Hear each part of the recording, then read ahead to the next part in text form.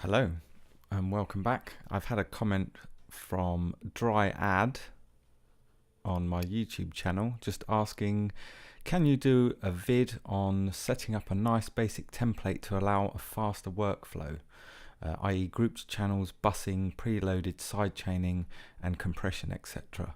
So first of all, thanks Dryad for the comment and the suggestion. So I thought I'd have a go at doing that today. Let's do that. Let's go to Logic and we'll open up a new project. Now the first thing that we need to do is decide what things that we're going to use the most in our productions, and it depends what kind of music you're making and you know what your preferences are. So let's get started. First thing I'm going to do, I'm going to create let's create a software instrument. And I think with most projects I probably start with drums, so that seems as good a place as any. So I mean there's a variety of things we could do here. I probably most of the time would use Ultra Beat. Sometimes I use the EXS24 Sampler, and maybe even the drum kit designer at times, but let's go with the Ultra Beat. We'll open up an instance of that. I'm going to keep it on stereo output for the time being. We could set it up with a multi output and assign all the different sounds in our Ultra Beat to different outputs, and then we can have our kicks and snares and cymbals and everything separate, and we can treat those separately. I'll keep it in stereo for now, maybe we'll come back to that. And what I'd probably do then is either choose a drum kit that I particularly like using, either from the built-in options we have or any that you've created.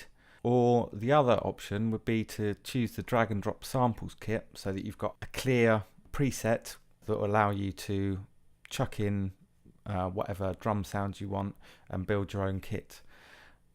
Let's assume that we're setting up this template so that we can very quickly start putting together an idea.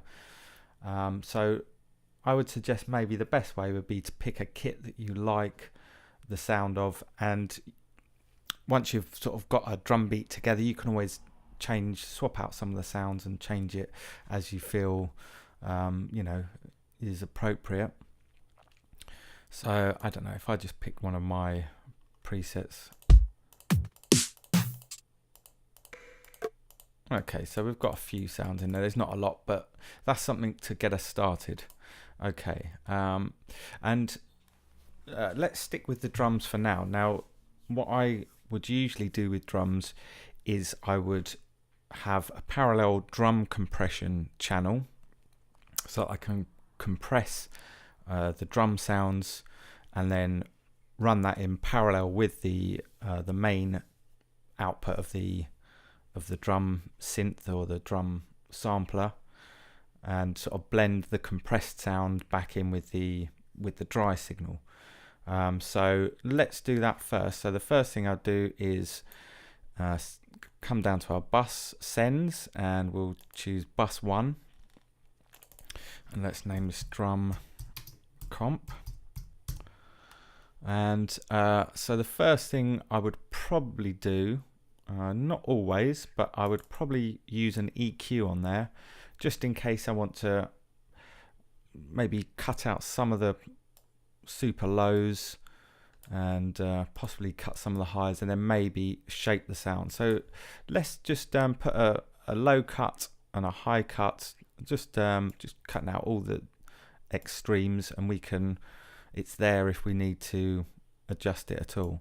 And then let's come down to let's choose a compressor and pick whichever. Let's go with the vintage Opto. And then if I'm using a compressor in parallel, I would generally compress the sound quite heavily. So if we bring the threshold down quite far. We'll put the ratio up quite high to about 5:1, something like that. We'll turn the auto gain off. Now normally I would have the attack up a little bit just to so we're not clamping down too much on the attack of the sounds, and I'll keep the release fairly short. Let's turn the auto release off, and that's pretty much that. So all we need to do now is actually dial in a send amount, and once we've actually got a beat up and running, we may want to bring this level down or whatever, but we'll leave it at unity gain at the moment. So there we are, we've got a parallel drum compression channel set up. Now the other thing is I would normally create a reverb channel which I would send the drum sounds to, and probably other sounds as well. So that would be my next thing to do. So bus 2, we'll call this, and what I quite often do is I will set up more than one reverb. I'll have one with quite a small sort of room sound, and then one with a much larger reverb with a longer tail on it. So let's call this small verb, and then again I would usually EQ that, probably taking out quite a bit of the low frequencies because we don't want to muddy up the mix too much, and maybe again taking out some of the highs. So we'll just do something like that. And now if we come down to our reverb, and I'll choose a space designer. Obviously we could choose one of the other ones, but I think the space designer, you can't really go wrong with it. And then so for the small one, let's I don't know, we can always change this later on. Let's go to the plate reverbs and we'll have a drum plate. And now what I'll do is I'll push the reverb wet amount all the way up because we're using this in parallel again, and we'll keep the dried down. Okay, and again we may want to sort of compress the reverb, so you could add one there.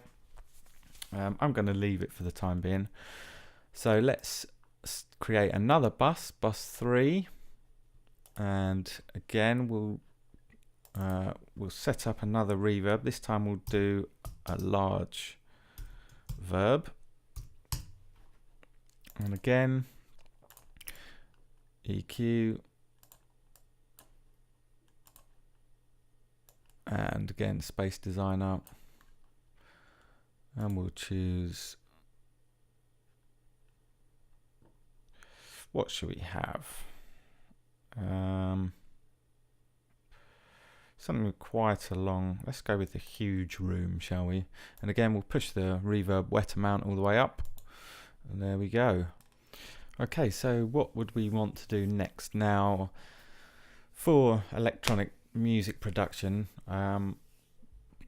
most often the next thing I would go to is some kind of synth, and start looking for synth sounds, unless I had a sample or something that I was working with. That would probably be my next port of call. So let's set up another software instrument, and we'll choose I tell you what, let's what I might do here is set up an EXS24 sampler in mono. In default setting, what we'll basically get is a sine wave. And now this can be really good for using as a sub bass. So what we could do, let's drop this down 12 semitones.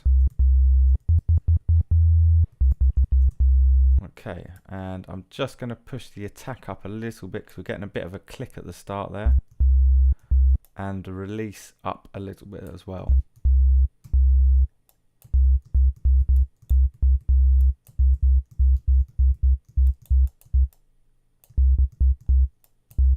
Okay, something like that. And then we could, I'll tell you what, why don't we save this as, we'll call it sub bass. Okay, one thing we need to do is I'm going to switch that into mono. So if I just save that again. Okay, so we have potentially a sub bass if it's required. Now there's lots of things we could do with this. We could add distortion to it. We can use this filter here. We can use all of this sort of matrix part of the EXS24 if we want to. We may decide that we don't need to use it because we're using a bass sound that has a lot of sub in it anyway, and we don't want to have a separate sub bass, but it'd be good to have there if we need it.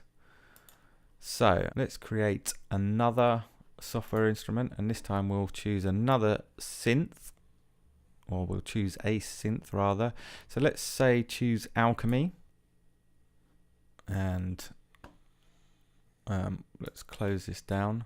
And what I'm going to do is I'm going to add yet another software instrument, and I'm going to load in now obviously this is totally subjective, whatever suits your personal tastes and your genre that you're making. I quite often use this retro synth, that's quite useful, the sculpture. Now you may have third-party plugins and you may want to have some of those as part of your template. I'm going to stick with Logic stuff at the moment.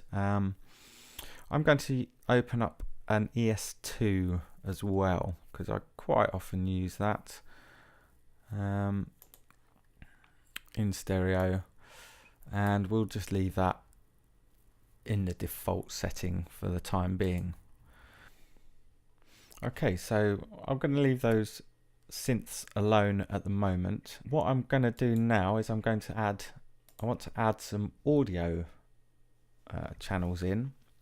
Now I suppose in most songs I produce, at some point I will add some kind of audio files, some samples, whether it's percussion, maybe some vocals. It could be sort of atmospheric kind of background sounds, or it could be something like a transition effect, maybe a reverse cymbal, or just little lifters and risers. So I'm going to add, let's say 4. We may want to record something, we may want to record some sounds in. So it's quite good to have these audio channels set up and they're there ready to go if you need them.